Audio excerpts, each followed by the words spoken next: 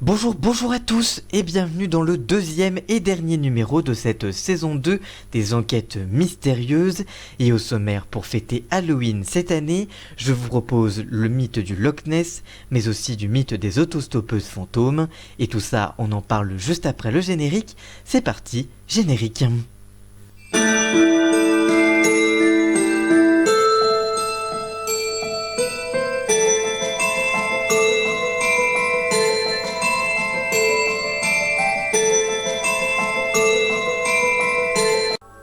Les Dames Blanches sont une famille de mythes les plus connus pour ceux qui s'intéressent à cette ambiance.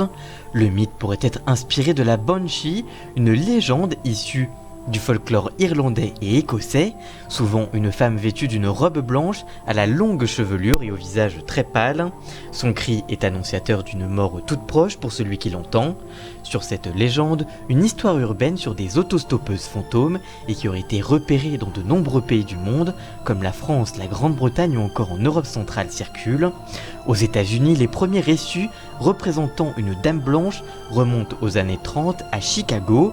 À cette époque, plusieurs conducteurs circulant sur Archer Avenue, la route allant de la salle du bal de Willowbrook au cimetière de Résurrection, racontèrent avoir pris en stop une jeune femme portant une robe blanche et qui demandait à descendre, arrivée à proximité du cimetière, avant d'y disparaître. La légende veut que ce soit le fantôme d'une jeune femme tuée par un véhicule sur le bord de cette route et qui aurait été enterrée dans sa robe de bal au cimetière de Résurrection. Selon le Chicago Tribune, qui aurait au moins 3 douzaines de rapports sérieux relatant à peu près les mêmes scénarios de 1930 à nos jours. Les témoignages concernant ces réapparitions se font rares depuis 1930.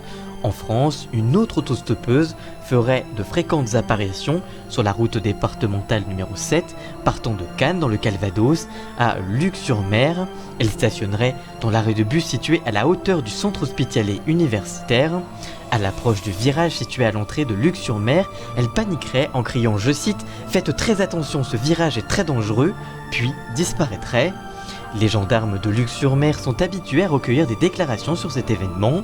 Il s'agirait d'un fantôme d'une jeune femme morte accidentellement dans ce virage dans les années 70. Ce carrefour dit de l'embranchement est situé à 2 km de Balleroy dans le Calvados et est réputé particulièrement dangereux. Il est le lien de très nombreux accidents tragiques. Les rencontres ont souvent lieu par temps de pluie ou le soir du 20 mars, date anniversaire de sa légende.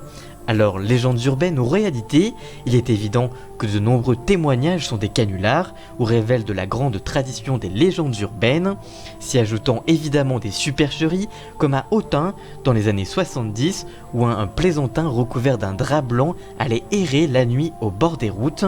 Dans un certain nombre de cas, certaines gendarmeries ont vu arriver des automobilistes totalement sonnés par la rencontre réelle ou imaginaire qu'ils venaient de faire. Alors, vraies légendes urbaines ou vraies rencontres fantômes, ce qui est sûr, c'est que ce sont de bonnes histoires. On parle d'Écosse, un pays connu pour ses légendes de monstres aquatiques. La plus connue d'entre elles est le Loch Ness. De nombreuses légendes autour de créatures aquatiques comme des dragons des eaux qui garderaient le trésor de chefs enterrés et qui auraient la particularité de noyer les voyageurs imprudents sont connues dans le pays. Le mythe du Loch Ness a connu une renommée mondiale dans les années 1933-1934 avec de nombreux témoignages. Ces derniers arrivent après l'expansion de la route qui longe le lac dans les années 1930. En 1961 fut officiellement créé le bureau d'enquête sur les phénomènes du Loch Ness. Le 14 octobre 1971, le père Grégory Brosseil de l'abbaye de Fort Augustus, qui contemplait le lac, témoigne et indique avoir vu un grand animal s'éloigner au large. Après lui, qui est officiellement le premier témoin crédible de l'affaire, d'autres observations ont été signalées, surtout près des ruines du château de Urskuswart, qui est un poste d'observation idéal. En 1934, Edward Montaigne embauche 20 personnes équipées de jumelles et d'appareils photo pour surveiller le lac. Mais au bout de 5 semaines et en l'absence de photographie formelle, l'homme d'affaires met fin à l'expédition officiellement en août 1934. Le capitaine James Fraser, qui accompagnait l'expédition, poursuit les observations et filme le 15 septembre 1934 une silhouette qui s'avère finalement être un phoque.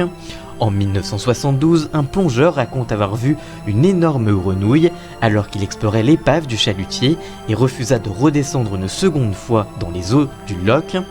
Plusieurs pêcheurs ont eux révélé plusieurs années après avoir vu le monstre dans les eaux du Loch qu'ils auraient vu quelque chose par crainte d'être pris par des affabulateurs. En 1972, 1975 et 2001, Robert Reiner de l'Académie des sciences appliquées de Boston a produit des photos qui montrent une créature volumineuse, munue d'une tête minuscule.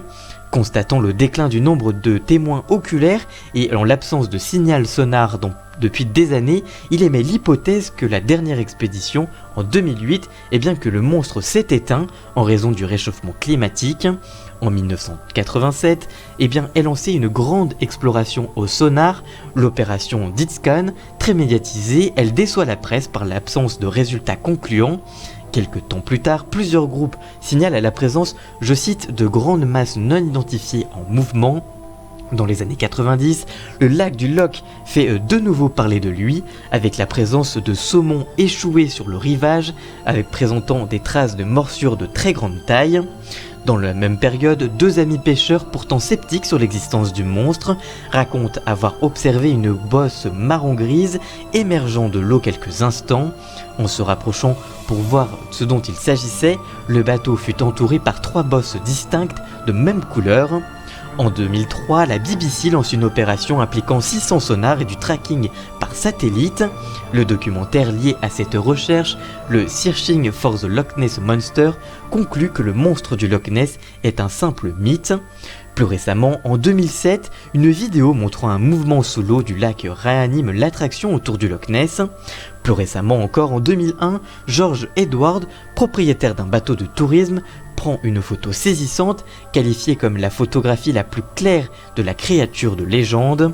Elle s'avéra finalement être une supercherie. La bosse marron apparaissant sur la photo était en réalité une reconstitution en fibre fabriquée pour un documentaire sur le monstre du Loch Ness.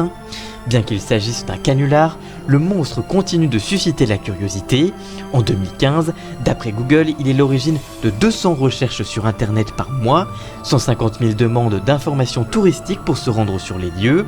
Enfin, en 2018, une étude de 250 échantillons d'eau du lac, dans laquelle des séquences ADN ont été analysées, ont permis d'identifier plus de 3000 espèces, des ADN humains, de moutons, de chiens, de cerfs, de blaireaux, de renards, de campagnols et de nombreuses espèces d'oiseaux et de poissons.